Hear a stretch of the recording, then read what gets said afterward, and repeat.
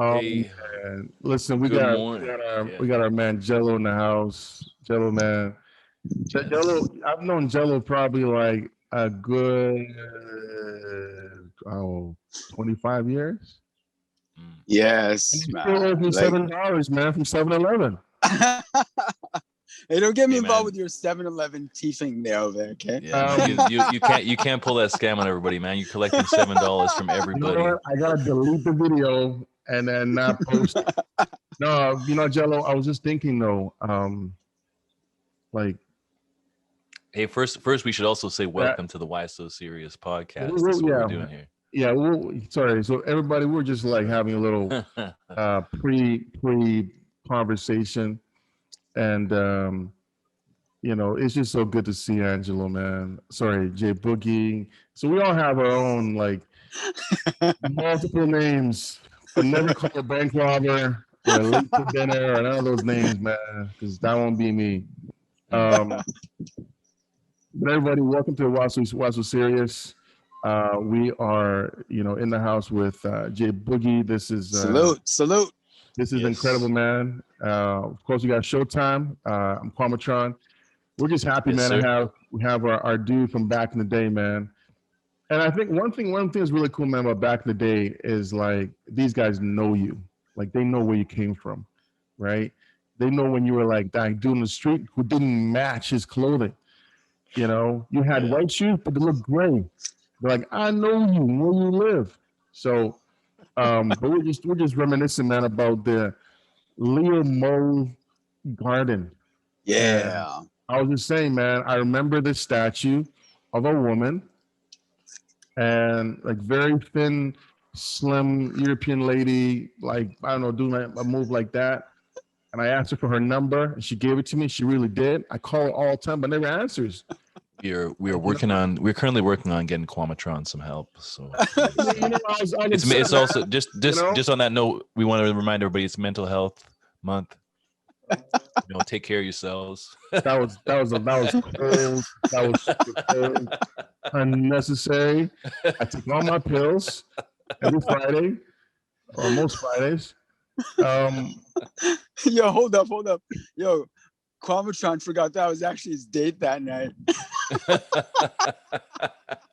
Like, I meet her in the garden, man.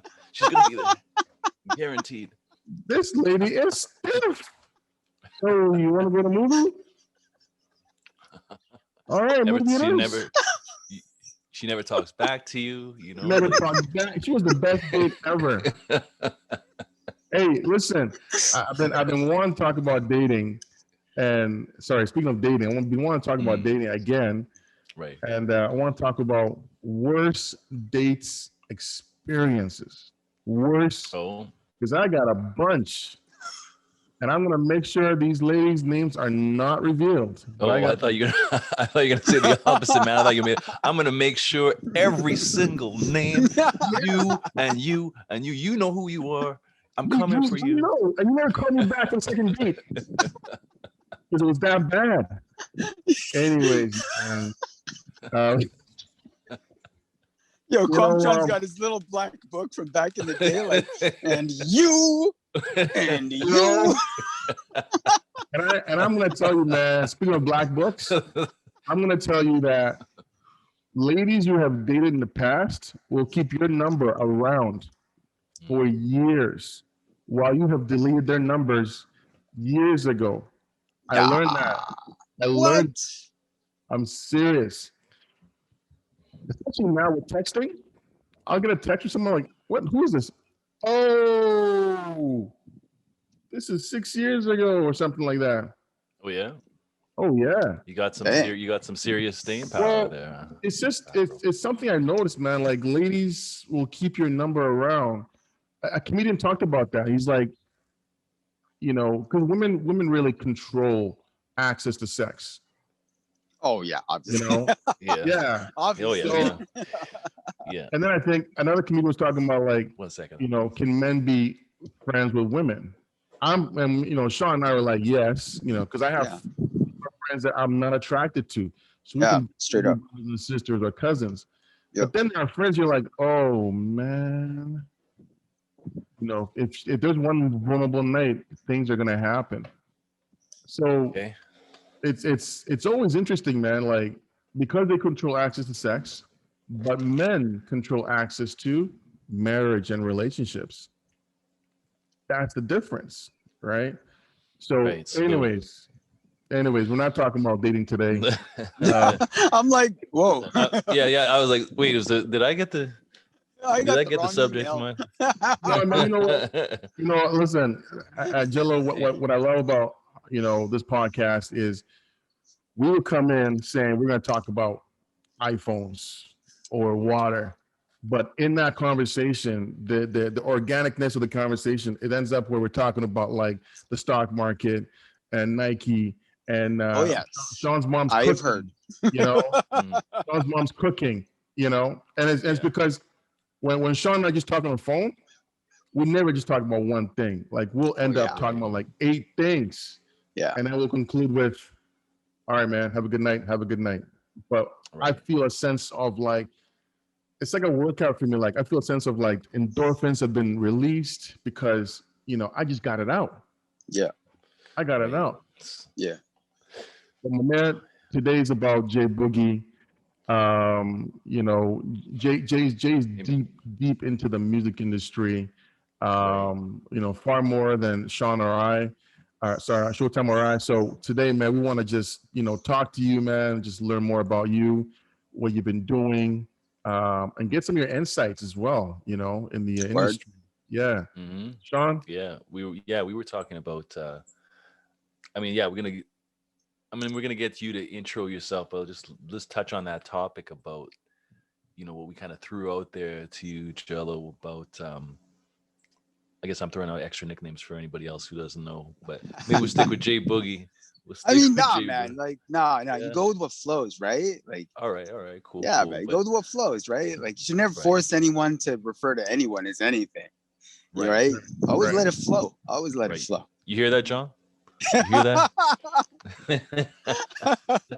I didn't hear anything. Oh snap!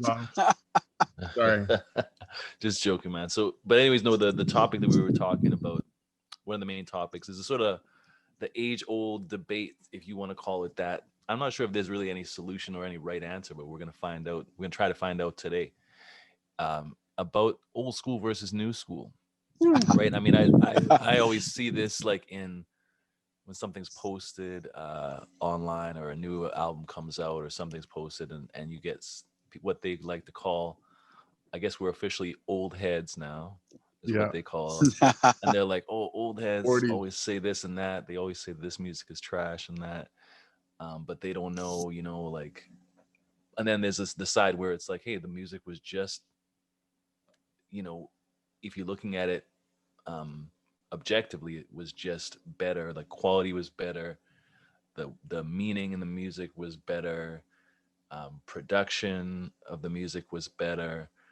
But I don't know how true all that is. I don't know how true all that is. We're gonna get into that. But before we get into that, Jello, just what's your like for those of you who don't know who Jay Boogie is, tell us a little bit about what you do, what your background is, and what you're up to now.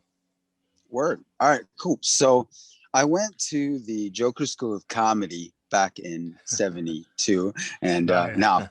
I failed, by the way. I got kicked out. Did you actually get kicked out? Yeah. Oh, trippy. I got beaten up quite a few times, man. This bully. Man, I'm You know, sorry it's- for that, man. I'm sorry. I told you I apologize for those beatings. Yeah, man. I just came in wearing like the wrong color pants. He's like, I'm gonna get you, sucker.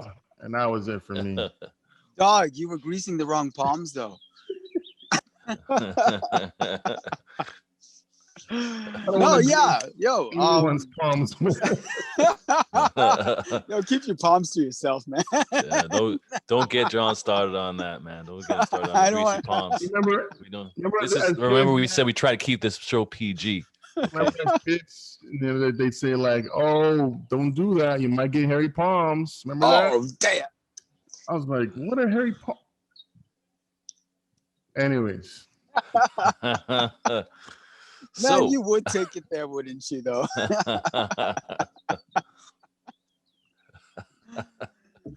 Oh man, yeah. My name is Jay Boogie. Hey, If I were to put the quick face on, Jay Boogie represent Bun Down Sound. Don no, Bun wow, Down is the Yes. sound. I remember And that. yeah. I'm also the host of The Lounge Presents, which is an Instagram live series where we feature artists, and our main purpose for existing is to connect artists with music lovers. Beautiful, man.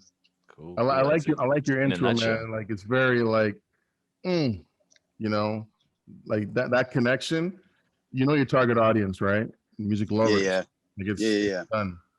hmm What kind of Yeah. music lovers do Check you that show target? out, by the way, if you guys get a chance. Check it out on Yes, Instagram. please. And follow Jello. Yeah, What's Jay, your IG handle? At JAYBOOGZ_.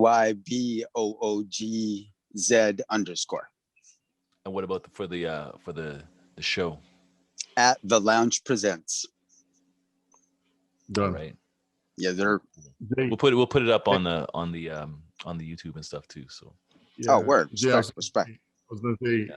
I was gonna say that you connect music lovers, but specifically, what kind of music you target?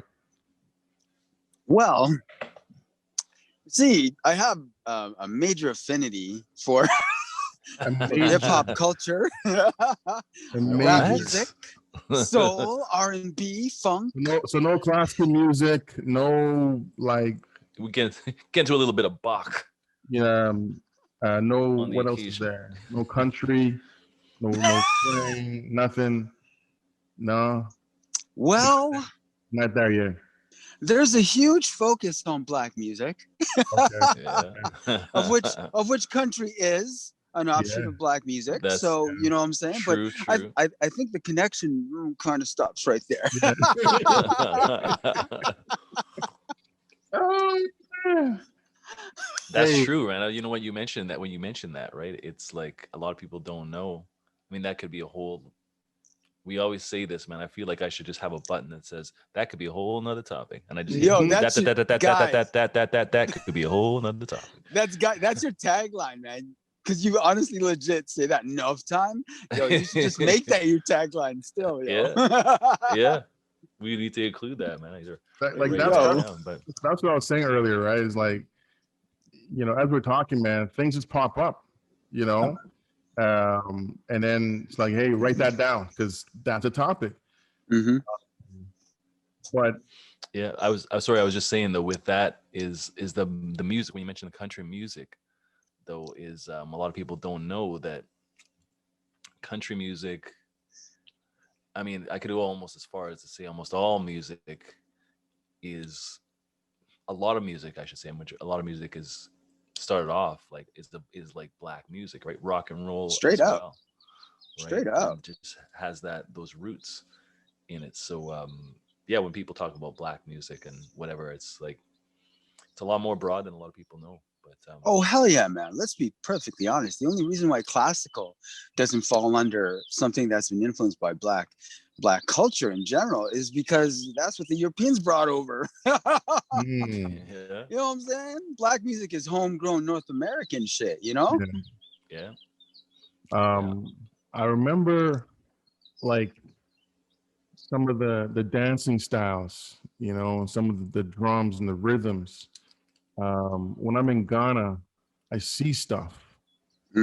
I see stuff like this is original, like this is Mhm. home, right? So you look back to the African, the American, the Black American music with hip hop. Like you see influences, especially in the dancing and some of the drums and the beats. Oh God, yes. But you always, as long as you give like credit and homage to like the roots and say, okay, motherland, they have all this because some of the acoustics. Now we don't have guitars, not what's not originated in Ghana, but right. it's almost like if you really want to know what you're listening to, like you got to go and say where did this all come from. Then the Yeah. influences, Mhm. because it's super deep, man. It's super deep.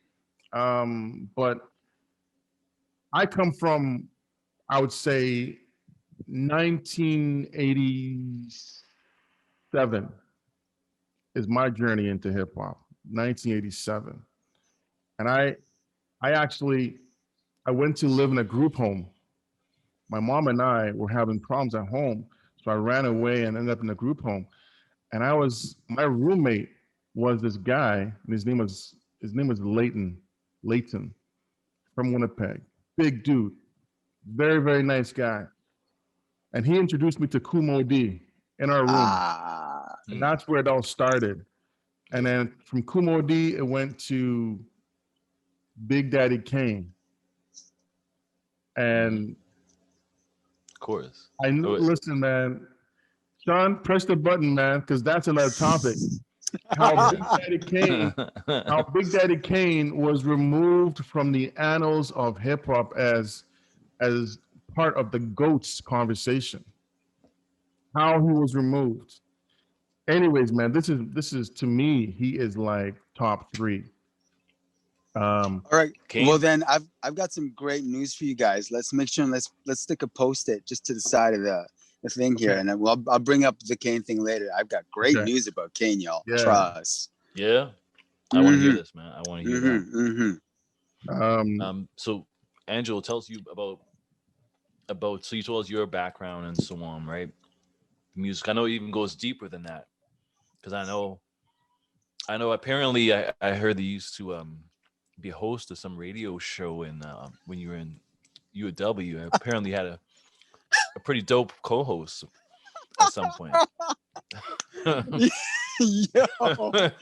Yo, you talking about the throwdown the salt that's hour? CKUW?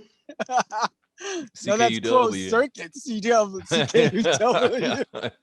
Strictly to the This is inside the hallways of UW. Centennial Hall. yeah. I don't know. We're dating ourselves, I guess, but yeah, that's way back. I mean, I don't know how long I came on for how many times I was on, but it was fun, man. It was fun doing that. And Yes, it was fun, man. I remember. Seriously. I think actually that was the first time, Jello, when I myself, because I don't know where you were getting the music from. I can't remember where we got the CDs, or I don't think it was cassettes. I'm pretty sure it was CDs. Yeah, Anyways, CDs by that point. Yeah. Where we got CDs from, it was just like this. You gotta check out this guy. Check this one out, because I think that was the first place that I heard it.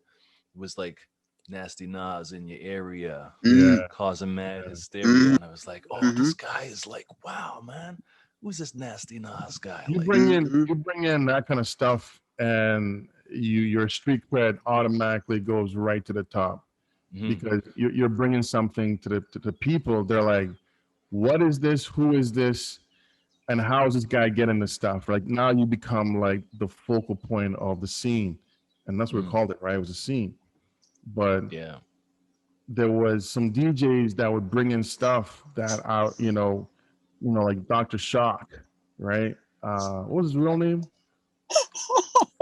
Yo, did you just say that name? That name has Yeah. not been uttered by a soul in I know, right? yeah. But you had like Dr. Shock, DJ Bunny, a whole bunch of guys. Because I remember hip hop in the 90s was like 91 to 95. Winnipeg was a special place. Oh yeah, Right. People stayed here. They were here. The scene was hot. yeah. Right. It was live. So, And then people are like, yo, there's nothing to do here. And they started moving away. And then it just became like thinner and thinner and thinner. but I mean, I look at the scene, and the influence it had on me personally, right? And just, Winnipeg at that time, we weren't like any kind of hip hop capital, but we always looked to Toronto. I remember that, Oh yeah. especially with Rap City. Oh yeah. Remember Rap City? So I'd have to run home. I would actually tape it. I tape Rap City. I get home and I watch it, and it was like every Tuesday. Oh man, that was it. Shout out to Master T. Oh yes, no 'Cause doubt. he just like he helped out. I think I know he's still doing stuff online. I can't remember what his exact handle. Yeah. He's on. I think he's on a network called the Broadcast Network. He's definitely still active. Yeah. Yeah. Yeah, but he was one that he was very very active with Rap City and so on, just getting those artists and interviewing artists and like bringing them actually to bringing it actually to like this is happening in Canada, and like sort of exposing them to our scene and exposing Yes, us man. to them and so on. Michael right? Williams, So, don't forget Michael Williams as well. Oh, Mike- definitely Michael Michael Williams, Williams. Most definitely. My Could we goodness. just say something about Master T for a moment? Of course. The gentleman known as Master T, also Tony Young, a pioneer in media, not just for hip hop, but just in media in general.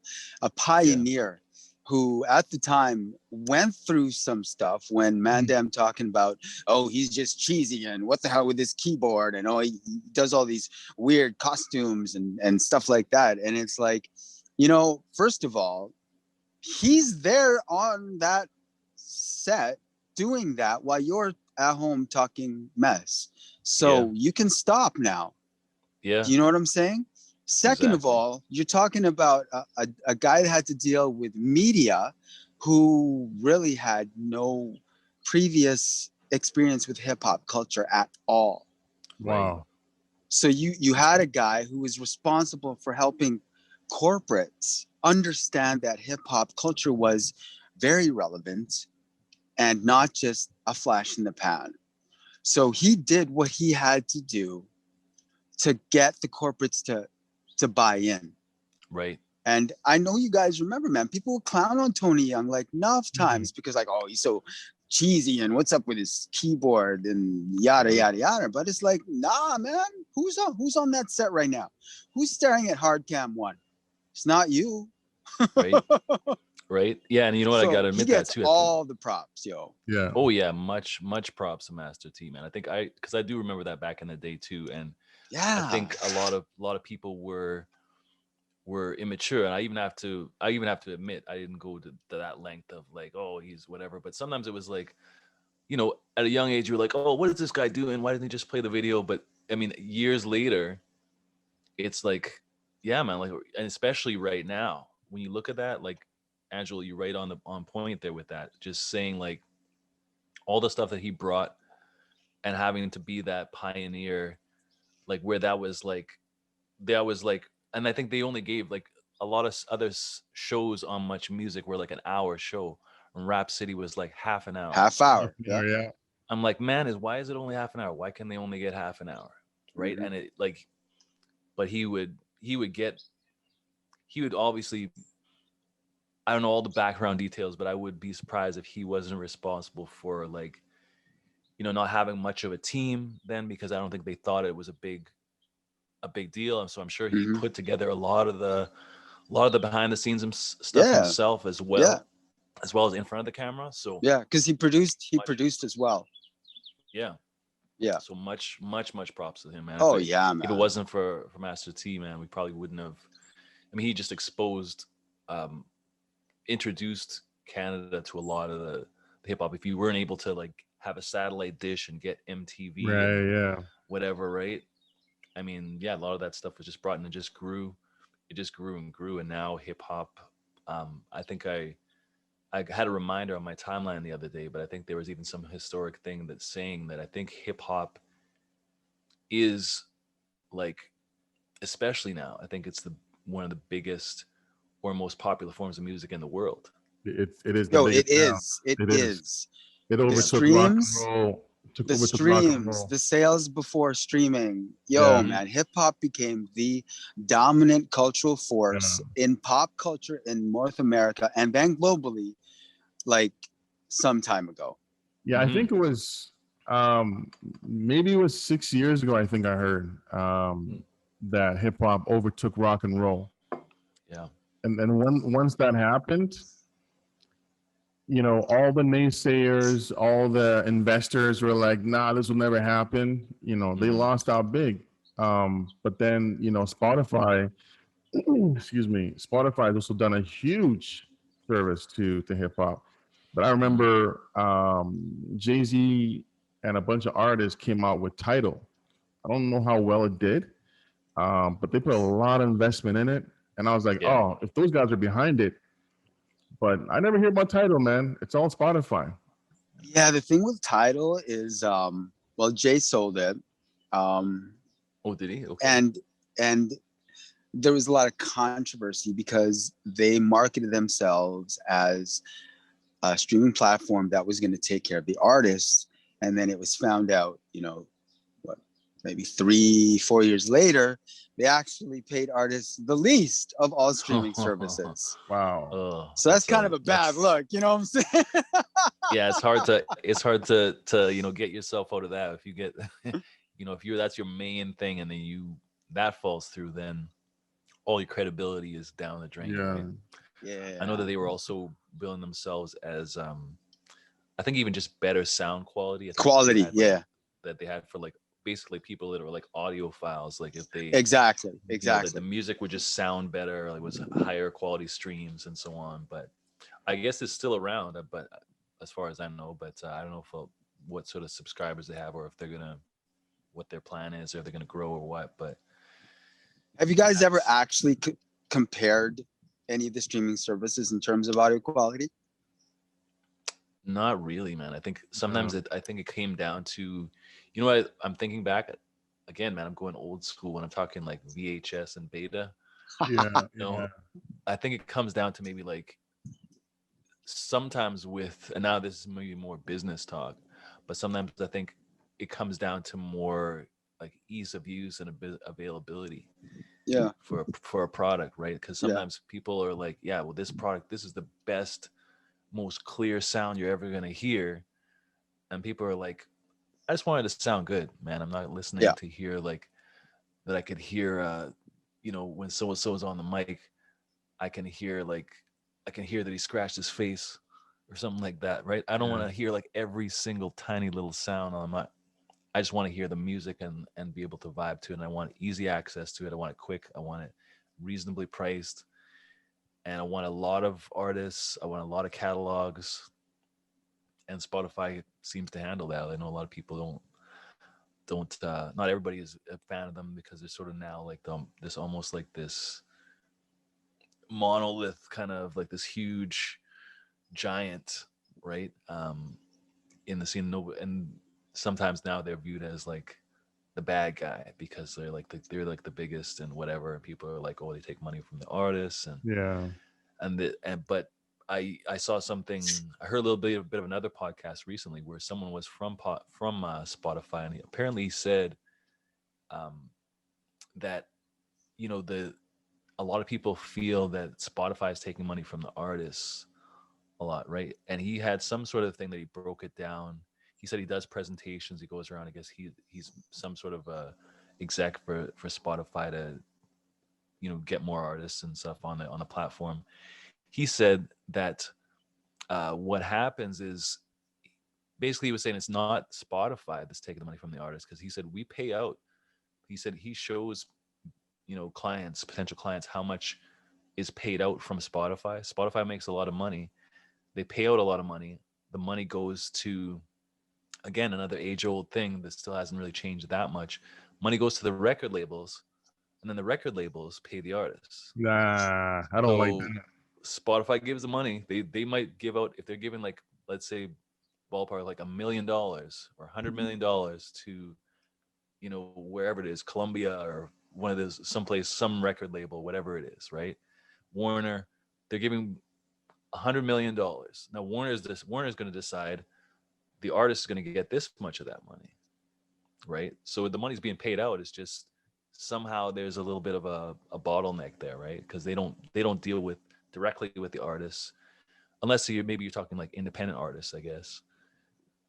But for as far as like those big artists, not making a whole lot off Spotify. I mean, they have their independent artists aren't structure. No. What? No. Independent artists aren't making mad coin off streaming either, to be honest. I think this is a perfect time to suggest that if you do love music, and if you honestly love music enough to want to support music you love, I would suggest you buy directly from the artist. via Bandcamp or their own personal website. Mm-hmm. Yeah. Hmm. Because Bandcamp is, of all the streaming services, Bandcamp is the most oppressive because they do Bandcamp Fridays where they give 100% profits to the artists, and they do that once a month. They've done it actually sometimes more than once a month, depending on special occasions and what have you. But I mean, they do Bandcamp Fridays, man. That's 100% proceeds straight to the artist. What other streaming service doing that? Exactly. I didn't even know that. I mean, Yeah, I need man. to get on Bandcamp and a little bit more. Because I was going to ask you that question around the independent artists. You know, Mm. if they do any better than if they're signed by, you know, Columbia or whoever. But it sounds like they're not. I mean, it sounds like it's a very treacherous industry. You know. Well, it is, the Yeah. music industry historically is essentially a con man's game, because the music industry used to be run by mobsters. What? Oh, yeah. Yeah, like I'm talking like 30s, 40s, and Yeah. like still. in the States, the industry was run by mobsters, man. They paid for stuff, you know what I mean? And like the music industry's been a con man's game from time, Still. And if you look at the power structure of the music industry, it's obviously been majority old white male. And if you're talking about the music industry in the United States, we're obviously talking about the United States. We're obviously talking about, we're unpacking a million things at that point, right? Yeah. So just historically, man, the music industry has not been advantageous to straight up like musicians ever. So question, Angelo, what happens when you're signed for like 3 records and you're bombing and this guy's like, man, I got to get out of my contract? Because I remember like guys like Tribe Called Quest back in the day, you know, they were like dissing the music industry about the A&Rs. They're like, this is terrible.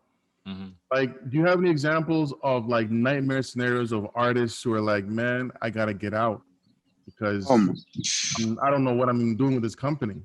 Hey, for real, there's honestly too many. In all honesty, there's too many to name. What about There's Prince? been too many to name. Prince had some forethought in dealing with the music industry from the second he was signed at 18. He had some forethought. Incredibly mature business-wise in some ways, but definitely had some forethought, because when he signed with Warner at 18 in 78, 18 years old, wow. Signing to Warner, okay, he was going with some forethought, and he very much had a vision for how he knew he wanted to deliver product to interested fans. Mm-hmm. So he basically gamed the industry to get what he wanted until the slave emancipation era, when he decided, okay, I don't want to play this game anymore because I'm still not making the money on my music that I should be making. It's still unfair, even though I was giving my vanity label, Paisley Park, as part of this multi-million-dollar deal at the time, which was huge. Right. And I'm going to be able to quote unquote A&R and develop artists to put on my vanity label. At the end of the day, that vanity label didn't make me any money at all. Really? No, Paisley Park made him no money. Okay. Wow. And I'm looking at my catalog, and I see now I'm a huge moneymaker for this label, and this is all I'm seeing in my bank. Like, what? And then just knowing how the industry has historically raped artists, right? Realizing that he is just one in a long line of many, and he just had enough and said, you know what, I need to find a way around this. So is that where the name change came from? Yeah, it was essentially a way to get out of his contract with Warner. He was, at the time, he had re-signed with the multi-million-dollar deal, and delivering 10 albums was his commitment to Warner. So once he was able to deliver the 10 albums, he was like, okay, now I'm done. I'm going to change my name to the glyph, which is a very recognizable symbol for any fans of Prince in the first place. Right. And I'm going to release this song, The Most Beautiful Girl in the World, on my own new imprint, NPG. And I'm going to release it myself independently. I'm going to find my own distributor, and then let's see what happens. And then he releases it, and then the single does unbelievable numbers, especially for Prince, because at the time, especially the late 90s, Prince wasn't exactly dropping, the most successful records. Yeah. But then he dropped the single, The Most Beautiful Girl in the World, and wow, suddenly he had a bargaining chip. Yeah. Because his value and his worth was so obvious, because he said, okay, well, watch what I'm going to do. I'm going to get my own distributor. I'm going to release it myself. And then boom, boom, boom, boom. So the last album he had to deliver was, I think it was Chaos and Disorder, which was really just a bunch of outtakes, really. So it wasn't really a full album anyway. Yeah, sorry, I can go on about Prince, as you guys know. Oh yeah, for anyone who doesn't know, man, if you walk by Jay Boogie and you just whisper Prince, he'll be like, what? Excuse me? He's basically you're the biggest Prince fan that I know of. I mean, he's been an amazing artist, right? Yes. In keeping with our questions here, just we can always talk about Michael Jackson, Puff Daddy. We could talk about, I guess, even the Beatles. It's almost like these new artists, they have to also be cunning and really be very strategic as to when they sign. It just can't be like, sign here. It's like, no, give me the Word version of this document. So my people and we can make some edits in here, because it can't be a win-lose contract, right? Where I'm stuck in this thing for the next 8 years and I hate every single day. And that obviously impacts the quality of the music, right? It's not what it could be, because I feel like I'm literally a slave in this thing. You're giving me money, but you're taking, the lion's share of this. Oh yeah. Right. So I mean, quickly, Jay, just do you have any thoughts on how artists could be a bit more strategic in their signing to not get so screwed over? Oh yeah, definitely. Man, do it yourself. Stay independent. For real. Especially now in 2021, and after this pandemic. This pandemic was actually a very, very good time for artists to release music, because you had a lot of people home, with a lot of time on their hands. Okay, so if you already love music and suddenly you're stuck at home for like 6 months to a year, well, you're probably just going to consume way, way more music. Yeah. So if I was like an artist right now, like legit, in 2021, I'd be doing it independent, straight up. Yeah, and I think go ahead, Jill. Yeah, no, I think because it's just a matter of understanding that you're a business, right? So as anyone would, if they're getting into business, what do? Their homework. Right? Understand the business you're getting into. Do the homework, do the research. Politic, network, get to know people, because it's a business, right? You may be something you love doing, or something you've loved doing since you were how old, but it's a business, so you gotta understand you're a brand. And now it is possible to be a brand and be a business, but you gotta be business minded. Yeah. That also almost begs a question, sort of, again on the same topic now.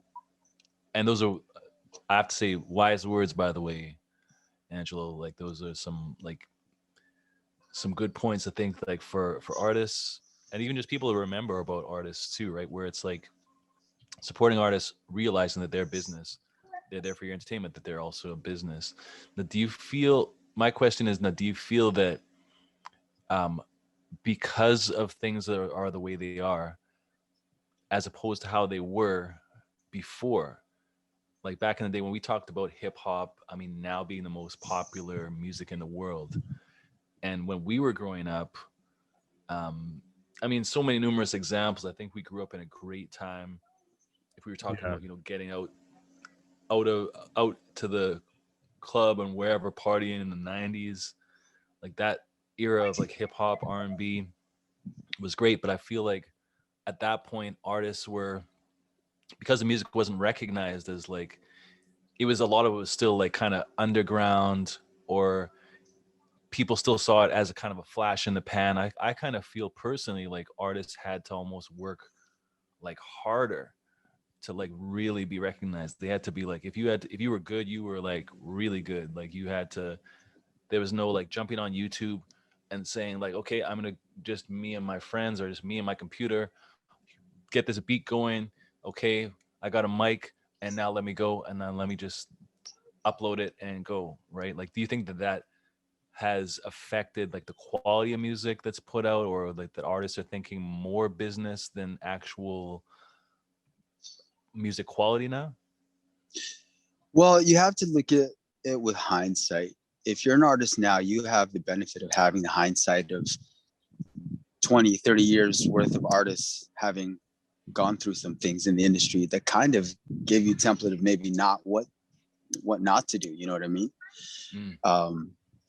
Is it easy to release music now without all the headaches? I'm going to say no, because as an independent artist, if you stayed independent, that means all the work is on you. If you've got a budget, if you even have a budget, and you can afford management, which is at the least the one bill you should be paying for, Yeah. and a lawyer, so that's two bills. Yeah. If you can at least afford those two bills, okay, well, that means the rest of the work's on you, which means you become everything else. So the struggle is just as real, you know what I mean? Because back then, when artists were coming out, sure, maybe they had a manager approach them and say, hey, third base, you're dope. I think you should ride with me, and I'll help you get to where you want to go. Okay, but then third base came out of Far Rockaway, Queens, out of the hood. They don't know business. Yeah. So now they're at the mercy of like whomever you could be taken advantage of, like, even, you know what I mean?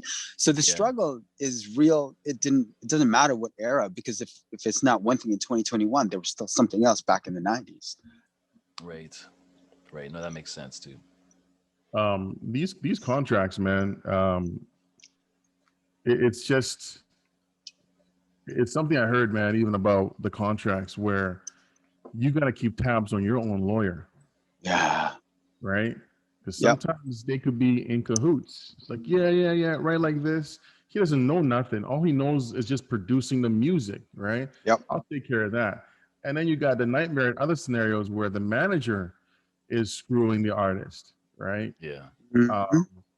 So it's, you know what, the middle player in all this is money, right? Of course. In money. So I think money, we all need it, we all want it.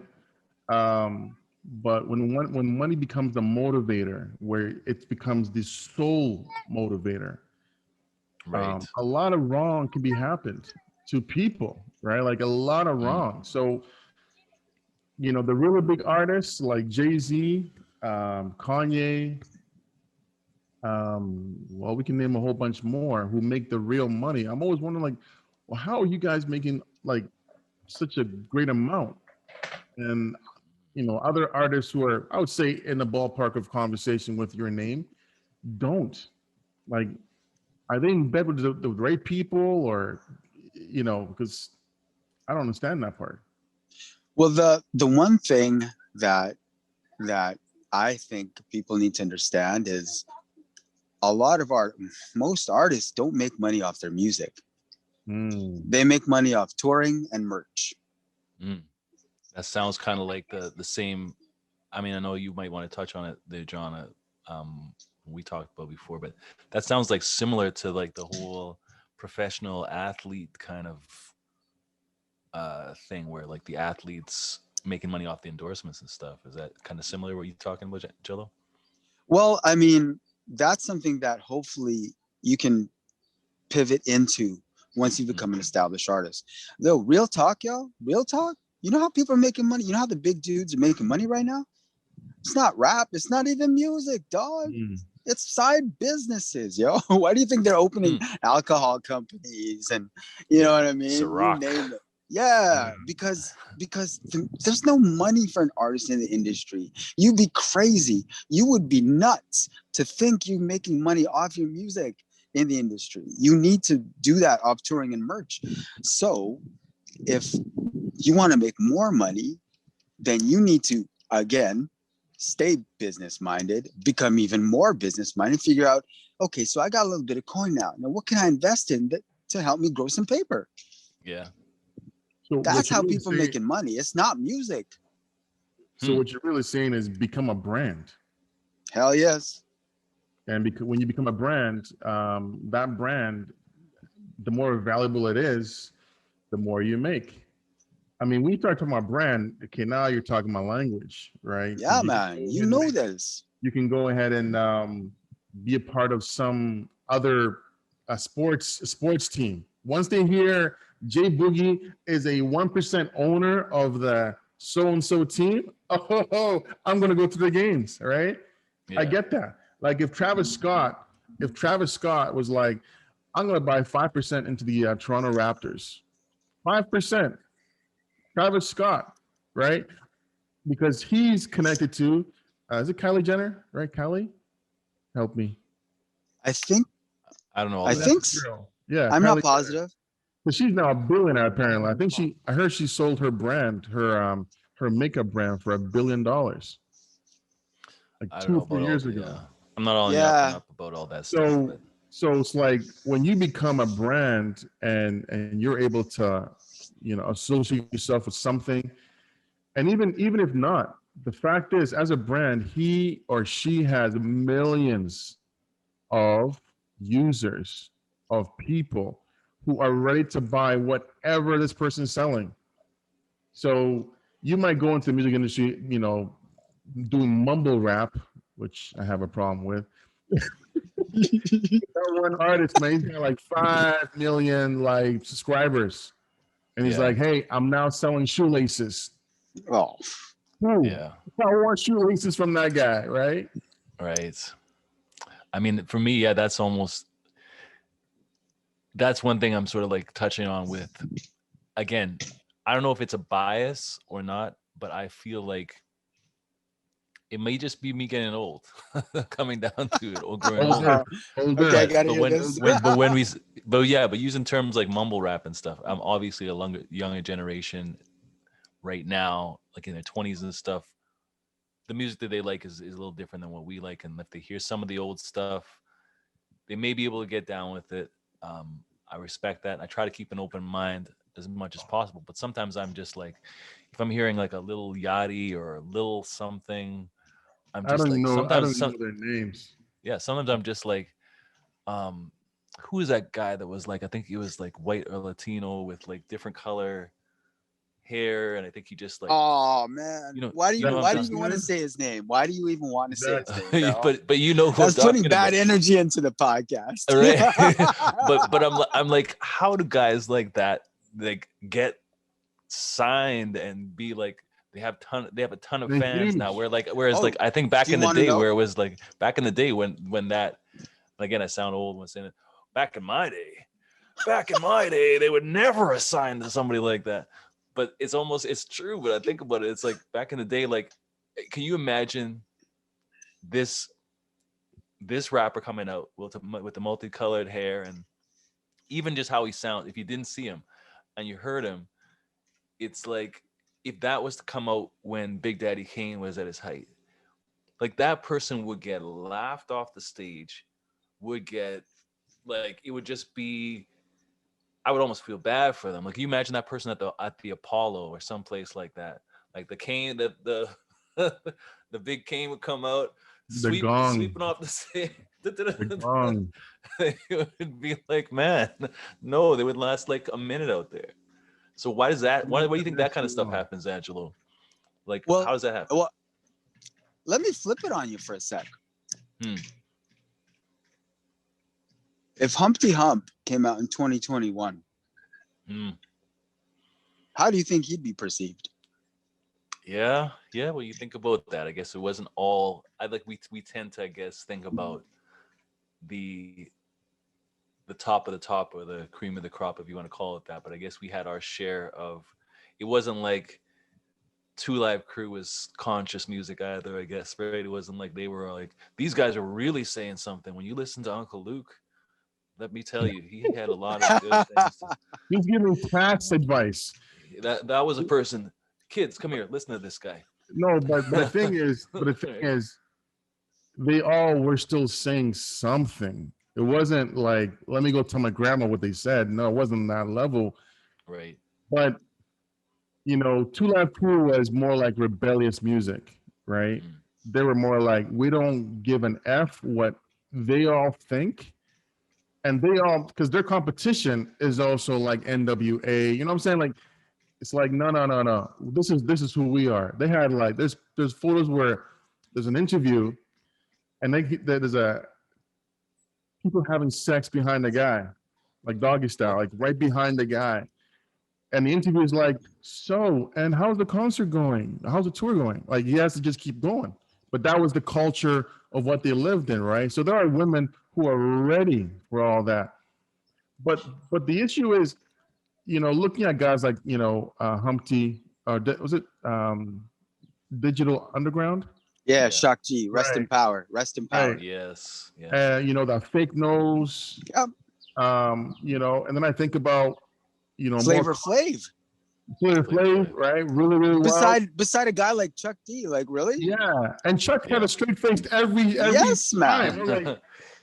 You're talking about like black power, and this guy's like, Chuck straight face, but with somebody right in his ear. Yeah, boy. Right? Exactly. Chuck exactly. Loved Flav. Chuck loved him, or he saw value in him, right?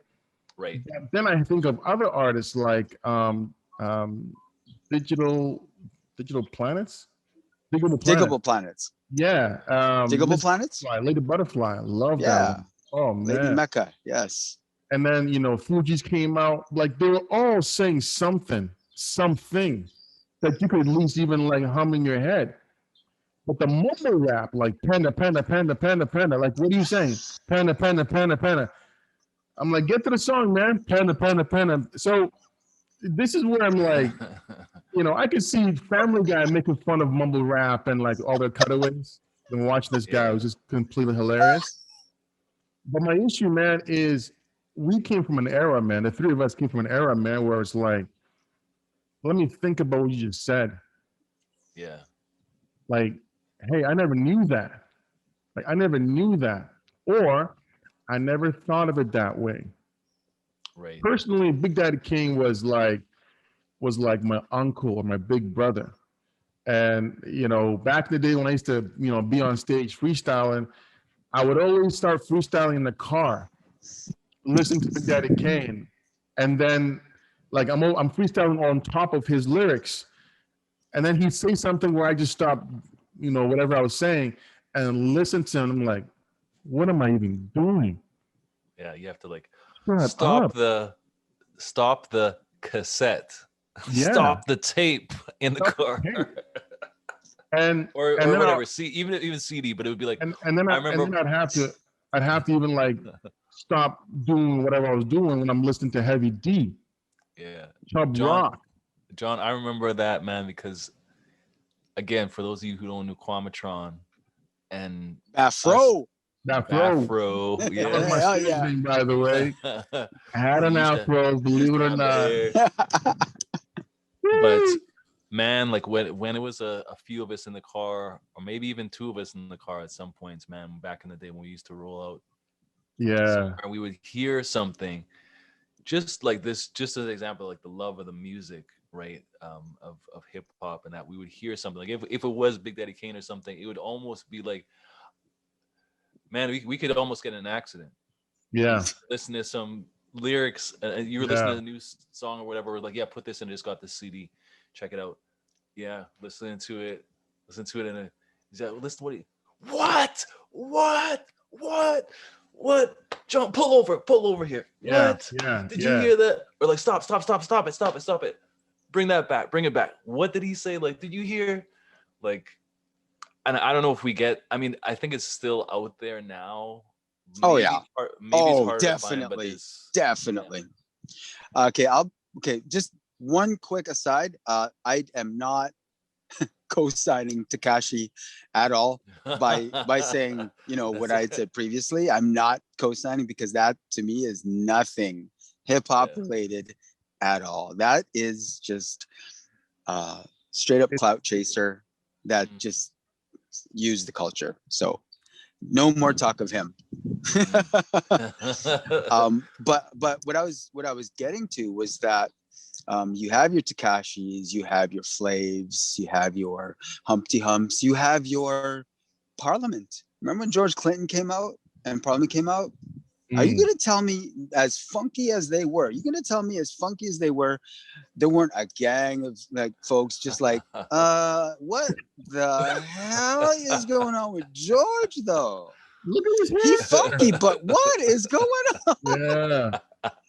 I remember. No, I mean, I think actually was that Snoop and Dr. Dre almost kind of introduced me to, like, made me look up Parliament. Oh yeah. Oh, So, they had a huge hand in people discovering Parliament. Oh yeah, man. yeah, but I do Hell remember yeah. that what you're saying, Jello, because it was Right? like when I was like, okay, well, let me see what these Parliament guys are all about. What? Like, why is this guy's hair? What is he? What are these guys wear? Is that how they dress back in the, like? What is the big boots and They had a mothership, Bootsy dog. Collins? And They had a mothership on stage that they came out of. They had Spanky on guitar in a diaper, man. Like, come on, yo. But the music was funky and the soul was real. And I think that's what it always comes down to. Regardless of what the artist looks like, if they're pumping something out that you feel in your soul, because let's be honest, right? This is black music. Black music is soul music, straight up. If it's something you feel in your soul, regardless of what that artist looks like, but if you don't feel it in your soul, then you know it's fraud. Right. Yeah. That's why you can push back. I mean, now we get into preferences, right? We get into preferences. Yeah. Because there's some that are very obvious, like you said. Like what's fraud. his name, which we won't mention. Exactly. Last two numbers 69. And Exactly. I think because hip hop's got so big now. Yeah. You guys tell me if you agree. You know, Angela and Kwamatron, but I think part of the reason, because it's got so big, like now you have like people like those type of artists that we talked about that can just want to be like, oh, I can make a quick buck doing this. Like I can, like, whereas before there was no quick buck. There was no quick buck available. Even artists like Kane. I mean, I read something or saw another podcast thing about someone was talking about, like, just when they used to go on tour, and it was like, and they were lucky to get at a certain point to get their own hotel room. Like they would share hotel rooms and stuff. Oh man. Like now it would be like, yeah, I want the top floor. The executive, man. And I want whatever, a villa. right? I want a villa. Yeah, so I think it's, I don't know, you think that, you guys agree with that about the, like, artists or people calling this masquerading as artists, just wanting to jump on because they know that the culture is and the music is so big and there's that potential to make money there. Oh yeah, I mean, let's be perfectly honest. We live in a capitalist society. People see an opportunity to make $1. Are they wrong for chasing that? We live in a capitalist society. We all subscribe to this economic system, right? Yeah. Let's be honest, right? When you think about it that way, that's true. I mean, is it wrong for them to try to make money in a capitalist society? Like, I think it comes down. I think outside of money, I think cultural influence has a lot to do with everything as well. As we've been going on about, hip hop is just, it's just global. It's pop culture now. So being the predominant pop culture force, I mean, the influence of hip hop is obvious and inevitable, right? Yeah. Like, I don't know if you guys know Billie Eilish, right?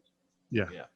Okay. Yeah. So I never really, I didn't, to be honest, I didn't know who Billie Eilish was until Nate was listening to him in the whip. I'm like, what are we listening to up in here, kind of thing, But I'm not gonna lie, I didn't hate it. I was like, well, this is kind of interesting. And the way I think when I listen to music, I'm always able to find the influence in what I hear. So when I heard Billie Eilish, I was like, yo, man, you can hear a whole gang of shades of people that can be heard in her. So she's got this new album coming out, right? And not the current single that's out now, Your Power. The single previous to that, which was the Lucy she dropped, obviously, to promote the album, I think it was called Therefore I Am. I heard it and I was like, so I asked Nate, have you heard that Billie Eilish joined Therefore I Am? And he's like, oh, no, I haven't heard that. And I'm like, yo, you got to hear this. And the reason why I brought it up is because there's some hip hop influence in it. And I was like, well, of course. Yeah. Right? Of course. But I'm not calling fraud on Billie Eilish because I mean, she could love hip hop music. So why wouldn't it influence her music? Right. And right. I mean, go ahead, John. Yeah. And I mean, her having on her album one hip hop artist, like well known, right? I hope she doesn't do that though. Yeah, I'm just saying if she that did, would feel right? fraud. I'm just saying she did, right? Even if she has homies, it would still feel fraud. Because I look at music like TV shows and movies. Like you might like adventure or comedy, but that same person also likes drama, right? Yeah, exactly. So Billie Eilish might garner like, let's say 15 million people, but in those 15 million, some of them like some of the artists that we know, right? Yeah. So it's all a matter of like the psychology behind music as well, the beats. And then one thing I just want to touch on real quickly, man, is just go back to every top or most popular hip hop song you can remember in your mind right now. And the first two bars, first three bars even, right? They got your attention. That was the purpose of them. This is from Juicy, the notorious B.I.G. We know him as Biggie. But he was like, it was all a dream. I used to read Word Up magazine. So anybody who was thinking that was like, this is me. He says, yes. He's like, it was all a dream. I used to read Word Up magazine, Salt and Pepper and Heavy D in the limousine. Like, boom. Yeah. I got you. You saw yourself. You were looking in the mirror. Next bar, it says, hanging pictures on my wall. Every Saturday rap attack, Mr. Magic, Molly Ma. And then he says, I let my tape rock till the tape popped. Yeah. Smoking weed and bamboo, sipping on private stock. So you as the constituent, as a user, as a consumer, you're like, versus, you know? And you know what? Now that you mention that, Kwamatron, that's almost like not really having quite a total change of heart, change of mind, but I'm thinking now, maybe that's also the way, my thought is maybe that's the way that music works, even for this generation. Like, I don't know, might not get what so-and-so is saying, but if they're talking about, I don't know if they're talking about things that people identify with. If you're like 20 something, like, do they actually identify with that stuff? I'd have to really listen to the lyrics. But as I talk about it now, I'm thinking if you're talking about or maybe they just want to hear more about like money and bling and whatever. Like, I don't know. I mean, that was around, I guess, in our era too. But Yo, for real, do you know what's driving music right now? Hmm. It's sound. Sound. sounds. It's sound that's driving music right now. Because once you become familiar with the sound, and you will be inundated by that sound through various media. Once you get inundated with that sound, you're not going to be able to get that sound out of your head, which is why trap exists, which is why drill blew up outside of New York, which is why grime blew up outside of the UK and started to bleed into a lot of people's music. It's because it's a sound now. People identify with sounds now.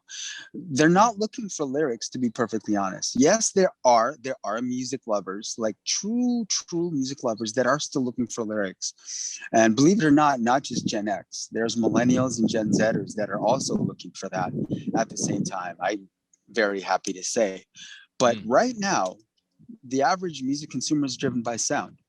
So to be successful now as an artist, you have to be able to capture people either with a sound that already exists, is a variation thereof, or is something different, but still like this weird sound that people can get into.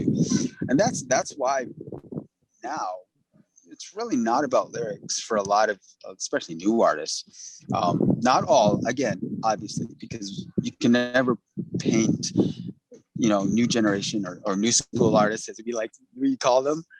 You can never paint new school artists with a broad brush, because I can attest to the fact that the amount of music and artists that are out right now hasn't changed that much from when we first got introduced to it. It's just, where's the money now? That's really what it comes down to. Where's the money now? What sound is popping right now? It's definitely drill. It's definitely trap, and that's what's pushing the sound. So if you want to succeed, you're gonna have to, again, do a variation thereof, a facsimile, or something completely different that can capture in the same way that previous sound did.